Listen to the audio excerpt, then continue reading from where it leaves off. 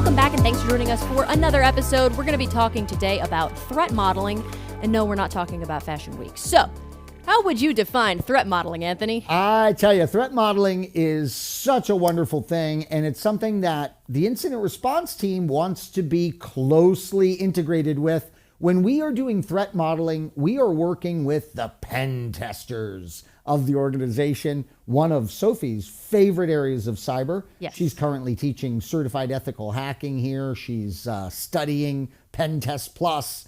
It's an awesome, awesome field.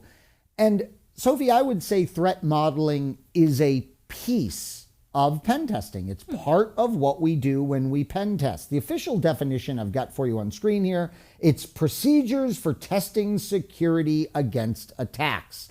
And I want to apologize to everyone. I got very lazy on the clip art today, and it's the classic hacker in a hoodie, which I personally can't stand. I'm a professional poker player, and everyone says I'm supposed to be in a hoodie. I have never once played poker in a hoodie, and I don't like the implication. All right, anyways, back to the serious matter here. The thing is, we should be doing this threat modeling all the time. I mean, it's not realistic that we're going to have the budget or the time to do it, but it is that critical that we go in and we figure out what types of attacks are possible against our solutions. And it's important that we educate everyone we can as to these types of threats that we truly anticipate having. Some of the common components of a threat modeling approach, well, how about the adversary capability? That's right. Are all attackers created equal? The answer, a resounding no. As a matter of fact, every year we come up with a longer and longer list to describe attackers. Script kiddies, gray hats, black hats, white hats, nation-state attackers, cyber terrorists. It just goes on, these different types of categorizations, and many times just the title conveys the adversarial capabilities. For instance, script kiddie is just that, someone that is not going to be sophisticated with the attacks that they carry out. Now, something else that we're going to be talking about, and Sophie and I will build an episode for you that goes into this in great detail, and that is the attack surface. What is the attack surface like, and can we reduce the attack surface down and still meet the functional and non-functional requirements that we have? Another big one, the attack vector. What does that mean to you, Sophie? I'm going to put you on the spot. What does attack vector mean to you? What do you think? So when I think vector, I think the bad guy from Despicable Me, but that's not the answer. So, isn't an attack vector the method of attack? That's exactly right. Okay. So think about it. We've got this attack surface. That's where they could attack. And then they launch an attack a certain way using a certain tech and using a particular channel. Boom. That's the actual attack vector. So great work on that, Sophie. Thank you. Context clues. Yeah. And then impact, right? Not all attacks are created equal. I run many servers via AWS and Google Cloud Platform and Azure for various purposes, and myself and clients. And a lot of times I'll get a log file from a client and they're like, look, we're under attack. And I'm like, yeah. And guess what? That's happening every single day. And that's just part of life. So not all impacts are going to be the same. When there's a major breach at like Target, when they had the credit card breach, the impact was massive, right? Them having to tell millions of customers, hey, your account was compromised. That's a big deal. Is that where vulnerability metrics would come in, like looking at a vulnerability and deciding how critical it is? That is exactly right, Sophie. We love to build matrices, right? That'll tell us, oh, it's that server over there. Who cares? Who cares, right? So yeah, that is very much so. A lot goes into this, right? How valuable is the asset that they're attacking? And then what is their attack? Could that attack mushroom into a larger situation? So yeah, these are great components to have. Some more things to think about when you're threat modeling. If you've never done this before, you're obviously going to want guidance, and there are threat modeling methodologies or frameworks out there. There's two I want you to memorize, okay? Now, I want you to memorize their names, and one of them is named STRIDE, and that's actually an acronym. So I would encourage you to memorize what STRIDE stands for. It's really easy. Spoofing is the S.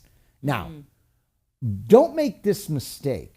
A lot of engineers out there, when they hear spoofing, they immediately go IP address spoofing. Please don't make that mistake.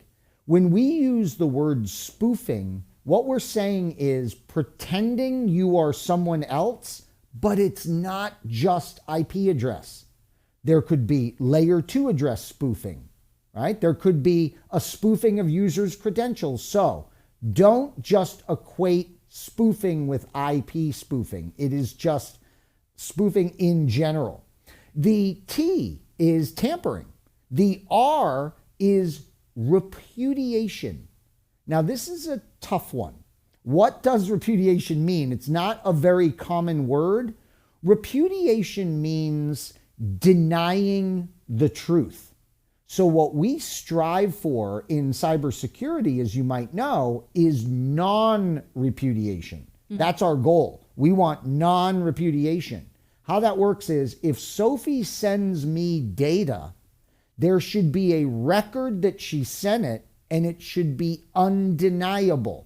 That's non-repudiation that we strive for. So repudiation is bad, and we don't want that occurring in the network. What's the I for? Information disclosure, violation of confidentiality. So if we have employee records and they are highly encrypted, they should never be decrypted by some attacker and never should be disclosed. D is the scary one. We all fear the denial of service attack. Why? Because it's so darn easy to pull off. The example I give is my daughter denial of service attacking me, downloading Bridgerton while I'm trying to get some work done over the home Wi-Fi. An inadvertent denial of service attack. And then finally, the E, escalation of privileges. Now, Sophie, I'm sure as you look at this list of STRIDE, I'm sure you realize attacks will involve many of those, right? I mean, yes. It doesn't need to just be a spoofing attack. Oh, sure. No, a spoofing is probably part of the denial of service. So they will go together, unfortunately, these components of STRIDE. Could be that you're carrying out maybe one of these things to get to it. Like elevation of privileges kind of seems like something exactly right. like that would be an end goal kind of a thing. That's exactly, in fact, that's what triggered me on they work together, because escalation of privileges is typically one component of the attack. Right. That's right. Sophie's smart. In case Trying. you can figure that out. Doing my best. Wicked smart, as we say in Boston. All right. The next one I wanted to share with you, and I'm glad Sophie and I just ate. It's called PASTA. Now, unfortunately, that doesn't stand for, like the P doesn't stand for something that we're going to use. In fact, I've forgotten what PASTA, what that framework stands for. But here's the deal. It deals with defining the objectives for the threat modeling. It makes sure that you're going to adhere to a certain scope. You can drive yourself insane with this, right? If you don't have a proper scope, imagine you're like, oh, okay, we need to physically secure the building. We need to do this. We need to do this. The security is never ending if you really start looking at things. So it's very important to define that scope. Something else that PASTA has us do is decompose the applications, right? Tear those existing applications apart if necessary to be able to figure out where the vulnerabilities are.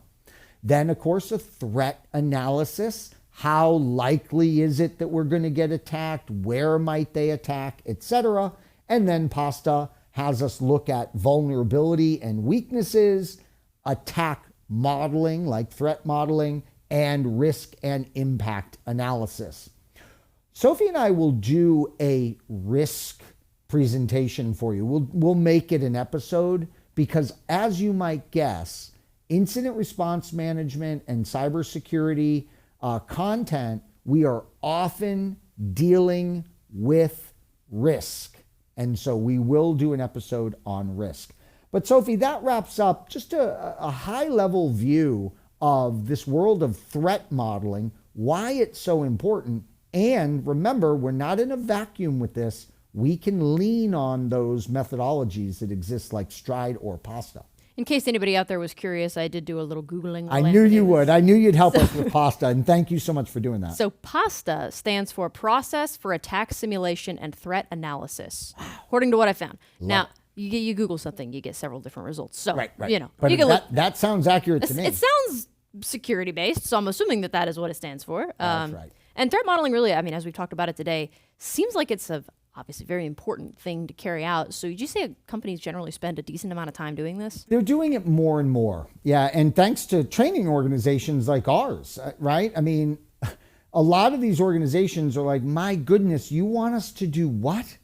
We're already busy enough with just ongoing operations. But more and more companies are realizing, boy, we need this whole red team, blue team, pen test thing because, boy, cybersecurity has become that critical. Ounce of prevention, right? That's right. Or a pound of cure or something like that. Something along those lines. I don't know. That saying is from before I was born. Anyway. So definitely good to go over a lot of this. And like you were talking about, there's a lot of different elements like in Stride, how it's not always going to be just one of those bullet points. It might be all of them or a combination of them. And probably it depends on the attack or vulnerability that you're talking about.